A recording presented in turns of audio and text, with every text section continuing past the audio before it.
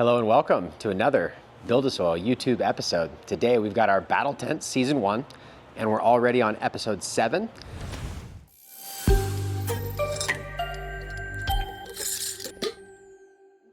And we're, I think, day 15, might be 14, 15. I'll have to go look at the date. So let's call it day 15 of flower. We should be seeing near the end of stretch, but with GMO, I think we should get another week or so. And so today's episode really is on managing the canopy, making sure that you don't get it to grow too tall, and starting to understand that. Because when you're new, or if you've not grown a certain genetic before and you just let them rip, you could end up with some problems. And it takes months to grow, so it's worthy of knowing how you handle these situations. And in the last couple episodes, we've showed you that, where when it was overgrown in veg, we topped them and we pulled the screen down and did everything we could. But I want to show you how amazing these plants are and how quickly they regrow. In episode 6, you were able to see them very healthy, and we put a second layer of trellis on. Well, it's only been another week since then. Let me show you what they look like. Here's the Grandmaster side. Let's let the light adjust so you can kind of see what's going on in here, but they just look so good. I'm so happy with them right now. Now, there's some holes you'll see, and that's because I've been in here pinching. And I did that this morning, and I want to show you what my process is and what I'm thinking. And so, for instance, this one's already rebounding here, but it was so tall. It was the tallest one in here, so I pinched it. And when you're new to growing, you're like, oh my God, I ruined my grow. Look at all these bent, but look at, they're all already standing back up. Those were totally pinched this morning. And so they're going to fill in. What that does is it slows them down for a minute, and it sends hormones to some of the other branching, and it allows them to catch up. And so it's a game of keeping them down, but keeping them even. And so you don't always have to do it. For instance, this one's a little bit shorter, and so I could just release it, and now this one will kind of keep up with the others, and I could pinch it if it gets too tall. So I think I'll do that. I'll let these ones stay back. Let's look underneath so you can see the defoliation. Couldn't quite get all the way to that back right corner without crawling back there, but you can see what I did a pretty good job. And so if you're new to this, one of the things that I've noticed, mistakes that newer growers make, is they'll leave all of the material down here. Now, it doesn't negatively affect the grow too much. I think it's a lot prettier this way. It does improve airflow.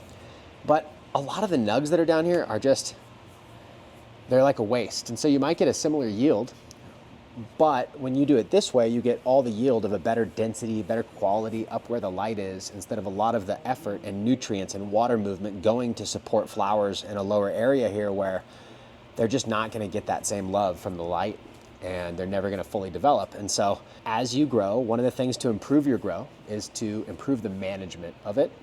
And sometimes you'll have a lot of time and you'll be able to get in there and do a really good job at managing and defoliation. And other times you might know, hey, I'm going to be busy. It is what it is. I'm just going to get the round done.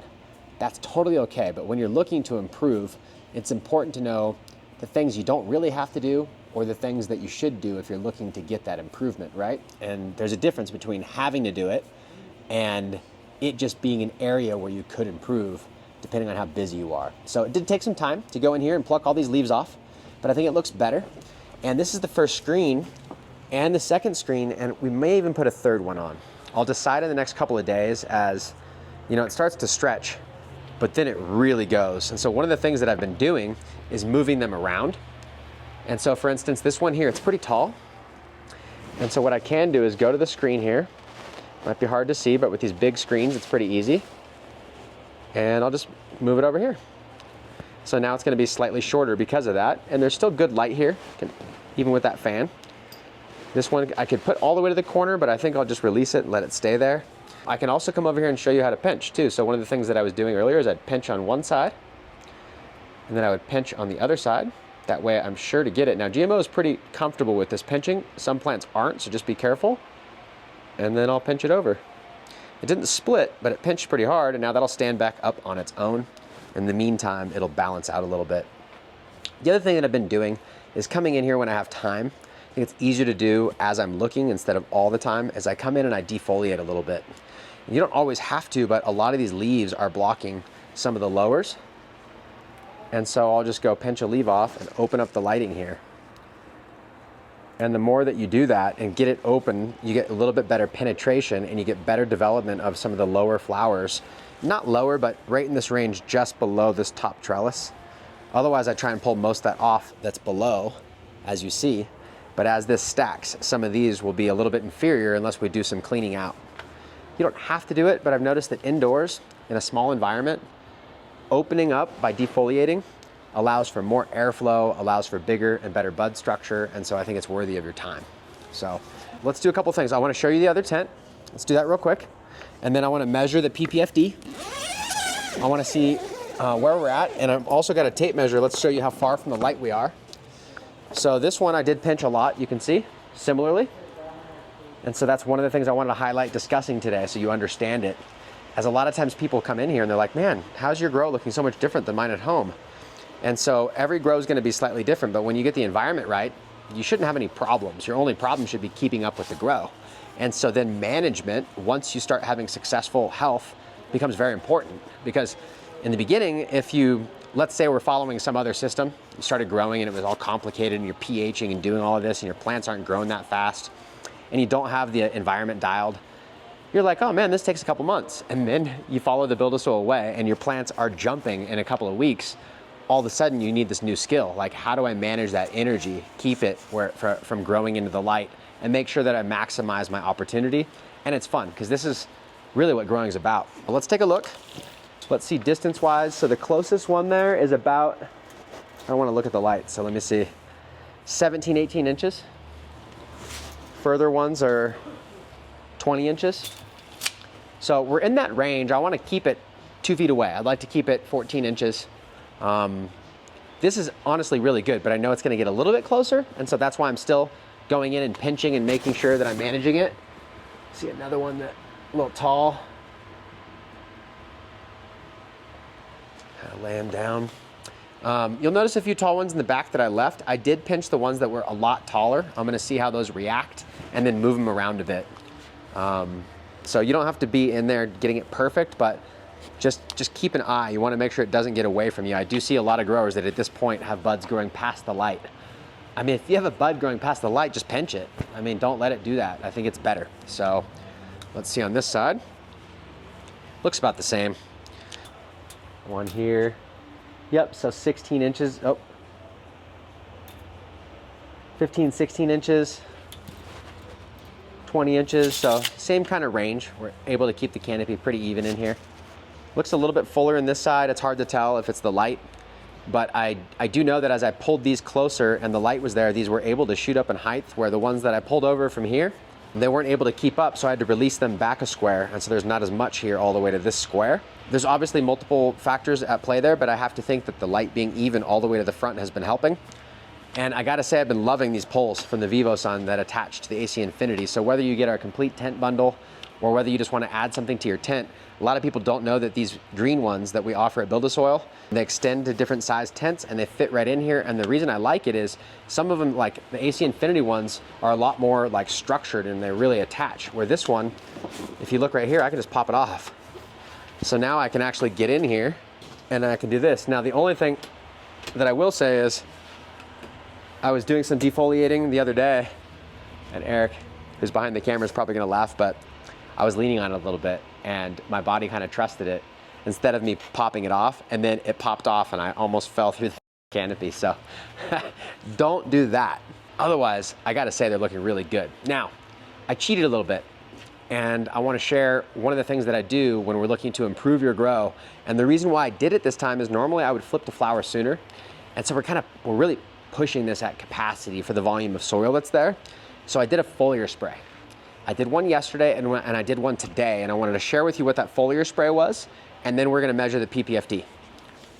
So, if you're looking to improve your grow, you could be doing this your whole life, right? When I practice jujitsu, it's similar. There's so many areas you can improve, and getting better is normally focusing on your style or identifying a few things that you're good at.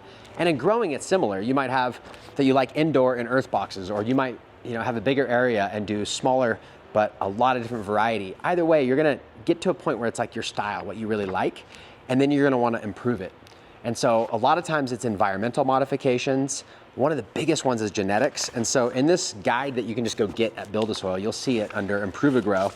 Under the table of contents, which you can't quite see here, but there are sections on all that stuff. Environmental improvements, grow light intensity. And so you would just look through and find your weakest link. And the reason why I busted this out is section 10 is on foliar sprays. And a lot of people are intimidated by that, but it's one area that you could improve your grow depending on what you're looking to do.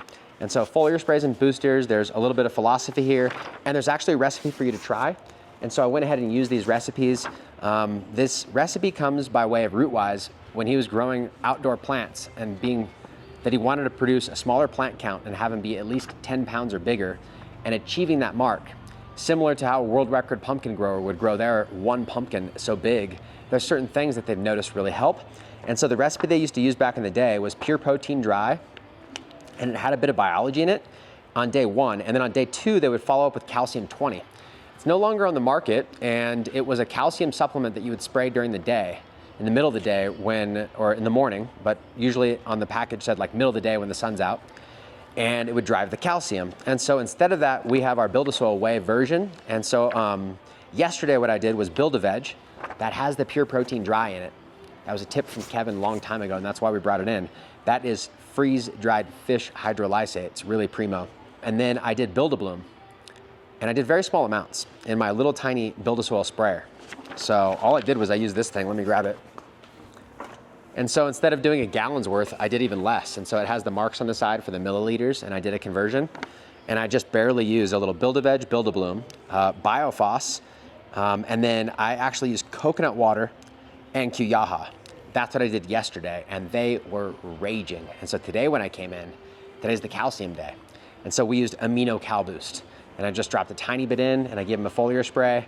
And I mean, they have just been peaking, reaching the whole time. Part of it is, even without the foliar, they're just like at a peak time where they're really happy and the light's pumping. The light is pretty powerful right now. I'm guessing we're hitting around 900 par or PPFD in those closer areas, so we'll measure that. But if you want this, you don't have to remember the video. Just go to buildasoil.com and then go to Improve a Grow, and you can get this same 30-page guide where we go into a lot more depth on areas and recommendations on how to improve your grow.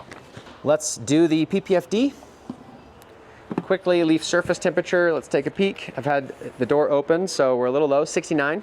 I did just lower the light. It was on a higher setting at 70 that time. So around 70 on the leaf temp. We were at like 75 on the leaf temp, but the plants got a little closer, and so I dimmed the light 1 notch. We are at a 7 right now on the Grandmaster on the 1 to 10 AC Infinity scale. So basically 70% on, and we are at 80% on the Cypress because it's a little bit lower wattage. And I'm gonna use the Photon app. And so this is a diffuser. This comes in the Grow Tent package with the Earthbox add-on. But in any case, it's the mobile light and par meter from LightRay, and we offer these at BuildASoil. You just put it on your phone. It works for Android. I think it's totally free. For iPhone, I use the Photon app, and I think it's $5 for the full spectrum LED light. Might be free. You'll have to check. I know for Android it is free right now, but who knows when you're going to see this video. It says the PPFD. There's DLI. There's all that stuff. So I can go to DLI on 12 hours, get a reading, and I want to be in the, let's see, it's hard because it's angled 30. So that's pretty good. I want to be in the 30 to 45 range for DLI, but that's on our chart. You can check that out. I'm just going to try and share with everybody who's watching the PPFD right now. I will say it's a little bit hard to see, so you can take a screenshot and then I can see it without having to move it. So let's go right here, screenshot. And then I'm going to go on a lower area here where some of these lowers are and just get a reading. Okay, I'm gonna go to the side and get a reading. Okay, pull those up. So when we were up high, we were at 820 PPFD, and that was up above in the middle here, a little bit higher. And then the next one was 608 low. And then on the side, a little bit lower than the high setting, 688. And so it's up to you. You can kind of get a range, but this light is very even when I'm using my apogee meter, and I can read it while I go all around the tent. And so I know that at a similar height, I mean, when you have these things, literally movement like left, right, up, down, any of that makes a significant adjustment to that number. So just because you see a digital display, don't be going like to the nth degree trying to control this. Just know that, okay, 700 to 800, I'm probably in a great range there. There may be a pocket where it's a little bit stronger. And so I'm happy with that. And then just to make it a little bit easier and show you, I'm gonna get the apogee meter and we'll do both right now. This I think is slightly easier on camera, and that's part of why I've been using it, but I also wanna make sure that I use the tools that you're gonna have, but I do wanna make sure it's easy for me to share. So you can see where I was before, almost the exact same number, floating right above the plants there in that 800 range. Okay, not sure if you can see that on the camera. Okay, and then I'm just gonna read them out and trust that you can tell what's going on here. Similarly, lowly here is where I took it, and we're in that 6 something range, so that meter was very accurate there, the photon. I go over here to the corner, and we're in that 680, but look at, if I angle it a little bit, it goes way up. If I go here, it goes way up. So we are in that 700, like right across here, 800-ish range. Looking really good. Let's go over here. Okay, so this one's gonna have some more hot spots. In fact, I might turn it down a bit. So over on the edges, 600. Let's see, these edges 400. Let's go low in the middle, like there, 730. Up here, a little higher, 1,000. Over here, 950. Over here, 800. So depending on whether you're in between a strip or right under the strips, you're getting slightly different readings. Now, they're all within acceptable range. I might want to be slightly lower if we get well above 1,000, but I think that's only the tallest ones, and that's good for me to know. Otherwise, everywhere else, I'm getting good numbers, and so I'm going to go, if this gets to 1,100 or so, I'm going to lower the light one more notch. But otherwise, I'm okay with that. It does seem like as we get closer to the light, the Grand Master is a lot more uniform, which is really, really nice. If I had more height, I may not care because I can keep the number diffused, but when I get closer to this light, the fact that it's not as even makes it slightly more challenging. But plant health looks really good in both of them. I mean, the stem color, the turgor, the set in of the bud. So it'd be interesting to see if there's color differences in the actual hairs and structure of the flower. But I'm just getting ahead of myself as there's nothing really to talk about yet. You can see we cleaned up underneath here pretty similarly. Everything looks good. Underneath here is that big top dress that we did at flower, and I've been keeping it moist. And so I just sprayed a little bit of water on there just to make sure that this is fully saturated, as although 99% of it occurs from the wicking, when you're really mounded on here, I want to make sure that this stays saturated. So we're getting all that nutrient access. I'm using the little humidifier. It's really only firing right now because we have the door open. It's pretty much not really firing anymore. The reservoir hasn't moved much. And so let me see if I have the environmental guide. We'll go over that real quick. Let me close this up so you can see me, at least on one side here. So we have the environmental protocol. This is available at BuildASoil.com for free. Under education, print out the environmental guide. What I'm doing is looking at the week we're in flower. So weeks 1 through 4, which we're still in weeks 1 through 4, that's bloom stretch. It's possible that if there's those first 4 weeks, you're gonna see that stretch happening. Usually it's 2 weeks, right? They're still getting a little taller, but the stretch is kind of set in now at 2 weeks. And that's when they kind of, I call it crowning, where you start to see the first hairs and the smaller leaves that come out. And so that's all happening right on schedule. Even for a really long flowering variety. If you have a quicker flowering variety, you might already see some frost right now and a little bit more structure. And that's why it's weeks 1 through 4. It doesn't have to be perfect. Just the beginning, the first half of flower is gonna be different than the full bloom and then the ripening. And so we want to be on 12 hours. After week 4, we're actually going to switch to 11 hours, but right now we're on 12. The PPFD in the low end should be 700 and the high end should be 1,000, okay? If you recall, when I was showing you, we were about 700 to 800, maybe 850. And over here, we were 650 to about 1,000. So while there's more variation over here, we're within range across the board, and I'm happy with that. And that's what we're looking to target. The DLI on the low end in the weeks 1 through 4 is 40 to 44, and those numbers are relative. So when I was showing you and trying to read it, I was moving the angle to read the number. Had I took a screenshot knowing that my PPFD was 800, that would put me between the 40 and 44 number for DLI. Now here's the thing.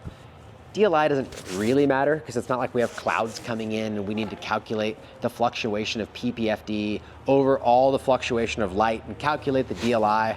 But it helps even if we know that the light's perfectly on all the time, because so many people just hear, oh, 1200 ppfd is fine.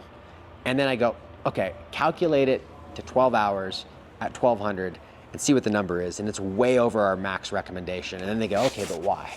So it's a helpful tool, but really all that matters is that ppfd, because there's no clouds in here. Where if this light was fluctuating in intensity and we could capture that intensity over the whole day, then we could calculate DLI and get a number from the low light in the morning and the high light in the afternoon, right? And so DLI means more when you're like in a greenhouse environment, but it helps you dial your grow when you know all these parameters are double checked and in tune. Temperature wise, I would like to be in the 80-degree temperatures right now. And we've been in the 76-degree temperature. The reason why is because with LEDs, I want the leaf surface temperature to be a little warmer. So what we're typically targeting is leaf surface temperature. And I would be fine with 80 on the leaf surface temp, which would be even warmer. And like I showed you, we're at 70. I'm probably gonna update this to have a range and maybe put leaf surface temp, even though I mention it down below. I just want you to know that it doesn't have to be perfect, and growth will be just slightly slower, I think, at a lower leaf surface temperature than it will be in optimal range, but it's tough to say they're growing slow. I just think that we're really crushing it. Now, part of this is if you have enough soil and a powerful enough light and enough space and the environment's good and the humidity's good, everything's tracking the same speed. If I changed one variable and I had 1-gallon pots, everything would be going too fast for that. I couldn't keep up organically with nutrient cycling. And so I'd have to drop the speed to match the 1 gallon, or I'd have to increase the feed to increase the speed of the soil. So in living soil, either a sub-irrigated container with lots of top dressing or a big bed, it allows you to go full speed with the rest of your grow. And I find many new growers, they're going slow here and fast there, and that's a problem. You want to be slow, slow, fast, fast. You want to match whatever speed things are at. And so being that we're not at 80 degrees, whatever, we're crushing it in here and I'm running out of space. And so the other thing you can do is in earth boxes, the way we water is when I can see down there that there's no water, then I water. If I wanted to, I could even wait one more day before watering, and that dry back during stretch would probably help limit the stretch. The other thing as far as management, since this is in the Improve a Grow section, light spectrum. I noticed at my house when I have a 3000K LED from back in the day that Timber made me, and I had a 3500K, and I had genetics from seed in a bed crossing both those planes of lights. The ones under the red stretched into it, and I had to pinch them all. The ones under the more natural bluer light, or the more full daylight spectrum, stayed short, dramatically so. And so one of the things that Grandmaster has talked to me about is spectrum tuning. They just sent me their new tarantula board, and I know they're working on a more affordable model, but this is their model with 60 preset spectrums, and they're the only one on the market that can do HPS, not just by color, but by the actual wavelength, so that it models HPS. And so I'm really interested in it, but in the past I'm like, dude, that's overkill. Why would I need 60 spectrums?